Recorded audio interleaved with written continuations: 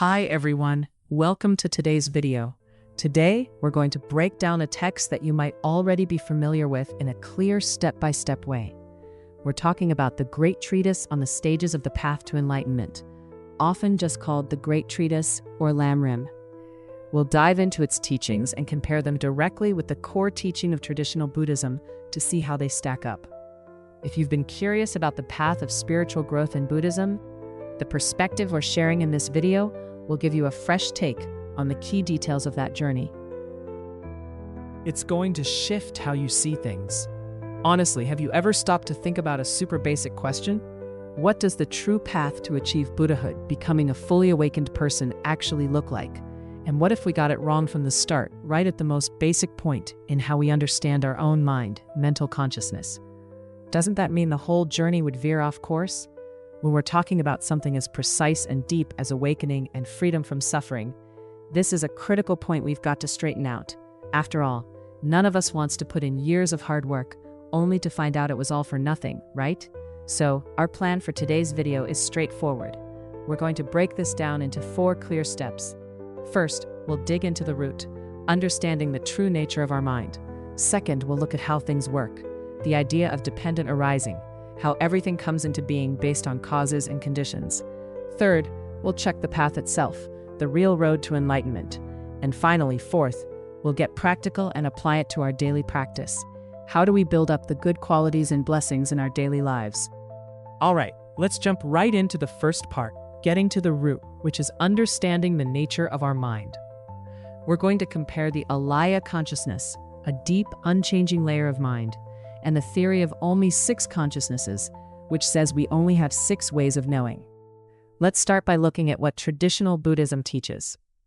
It talks about 8 consciousnesses, meaning every one of us has 8 different ways of knowing, those tied to the eye, ear, nose, tongue, body, mind, a mental faculty, and the Tathāgatagarbha, the unchanging true mind that's always been with us. That's 8 in total.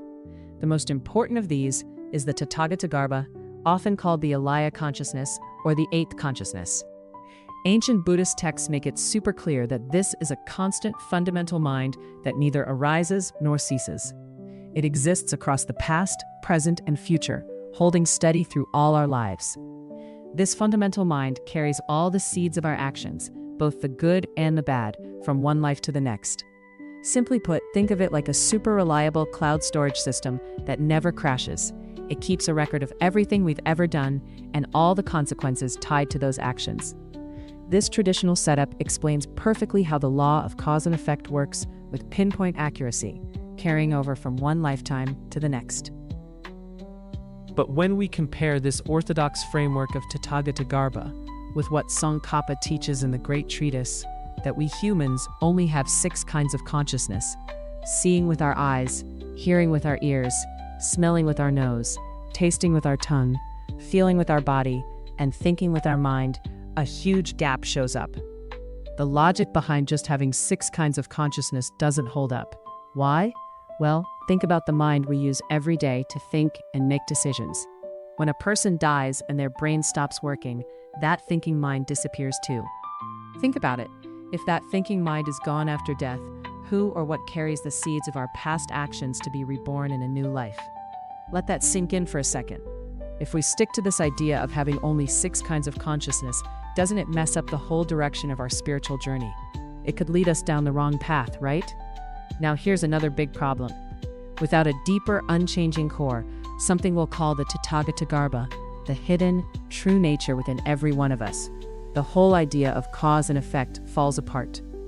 If there's nothing to hold everything together, people trying to grow spiritually might end up thinking there's no reason for anything, the theory of uncauseness, or they might believe that when we die, it's just over, like a lamp going out. That's a trap called the view of annihilationism, where you think nothing exists after death. Once we understand this key difference, let's move to the next part, how things work. We're talking about something often called dependent arising, which is just a way of saying everything happens because of certain causes and conditions. Let's look at the connection between the 10 links and the 12 links of dependent arising. A lot of folks who practice jump straight to figuring out and eliminate the 12 links. But hold on. According to the teachings in ancient Buddhist texts, there's a huge step you can't skip. You absolutely have to start with the 10 links of dependent arising before tackling the 12. First, you've got to trace life back to its very source, all the way to a point where you can't go any further. This is called reaching consciousness and turning back, reaching the ultimate limit of consciousness that you cannot track back any further. It means finding the deepest consciousness, the eighth consciousness, also known as the Alaya consciousness, or Tathāgatagarbha, which gives rise to name and form our physical and mental existence. This is the unchanging root that neither arises nor ceases, and it's the foundation you need to start with. Only after you've got that foundation can you move to the second step. Look at how the 12 links keep things cycling, like a wheel of life and death. Then in the third step, using that deep, unchanging consciousness as your base, you work backward to undo and extinguish those 12 links. This is a super rigorous and logical way of thinking. It makes sure that when someone finally lets go of their body and mind, they don't just end up in some empty nothingness. Now, we've got to point out a major logical flaw in the thinking of a teacher named Tsongkhapa, based on texts from Esoteric Buddhism. When Tsongkhapa explains the principle of causes and conditions, he says that the consciousness that enters a womb to create a new life, name and form, our physical and mental being, and the subsequent consciousness associated with the 6 entrances is just the thinking mind, our everyday mental consciousness. But here's the problem. Think about it carefully. That thinking mind is just a mental activity. It doesn't have what Buddha calls the nature of the great elements, meaning it doesn't have the ability to create physical stuff like a body. So how could it, just by imagining things, act like an architect and create an actual baby in the womb out of thin air? It just doesn't make sense, does it? Now, let's step back and look at the bigger picture. We're moving into the third part of our discussion, where we'll explore the journey of spiritual growth. Let's take a close look and compare 2 paths side by side. The true enlightenment of the 3 vehicles, the 3 main paths to awakening in Buddhism, and the path of the 3 types of practitioners, described in certain teachings that extensively comment on Buddhist ideas. In the formal teachings of Buddhism, the path to Buddhahood, the way to become a fully awakened being, enlightenment of the 3 vehicles, is a huge undertaking that requires steady, real effort over a long time. Picture a timeline in front of you. In the first great term of countless eons, a person works hard to perfect 6 key practices, like generosity, patience, and so on. After reaching the first ground, a crucial stage of deep spiritual progress, they move into the second great term of countless eons, focusing on 10 key perfections. Finally, in the third great term of countless eons, they achieve the ultimate perfect wisdom that knows all aspects of reality. This path spans 3 immeasurable eons, and it's a sacred, step-by-step road that demands solid commitment. Truth be told, there are no shortcuts on this journey. It's a long, dignified path with no quick fixes. But here's where we uncover a serious truth. When we compare the pure, disciplined life required by formal Buddhist teachings on one side to the so-called path of the 3 types of practitioners from those extensive commentaries on the other, we see a big problem. After digging deeper, we found that this alternative path, while using some of the same words as traditional Buddhism, actually twists and cuts short the real system. On the surface, it borrows familiar terms, but in reality, it funnels everyone, the lower, middle, and upper types of practitioners, toward a single goal. That goal is to guide practitioners toward cultivating the highest yoga tantra of the Vajrayana. This often involves esoteric practices like partnered rituals between men and women, which fundamentally clash with the pure, clean conduct taught by the Buddha. It's a complete contradiction, going in the opposite direction of what the Buddha stood for. Since there's such a huge gap in the theoretical framework behind these paths, let's turn our attention to how they are put into practice every day. Part 4. Cultivating the provision of merits of blessing, true offerings versus esoteric rituals. What's the difference? Let's take a look at how things stack up. When you compare them side by side, the differences are crystal clear. In the formal teachings of Buddhism, especially in the Chinese tradition, the way of making offerings is worlds apart from esoteric tantric Buddhism in terms of motivation and the recipients. Formal Buddhism's motivation is pure kindness and a deep wish to find freedom from suffering. We make offerings to those we hold close, like the three jewels, the Buddha, his teachings, and the community of practitioners, and to real people in need, those who are poor and struggling in our everyday world. But when you look at Tantric Buddhism, their reasons for making offerings often come from a desire to satisfy worldly cravings. Sometimes, they even perform rituals meant to subdue enemies or gain personal benefits through things like pacification, increase, attraction, and wrath. And who do they offer to?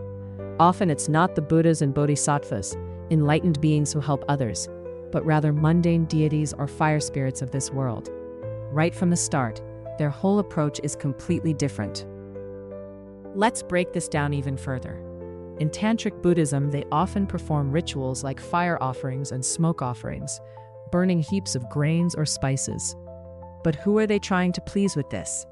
It's not the Buddhas and Bodhisattvas, but rather worldly ghosts and spirits.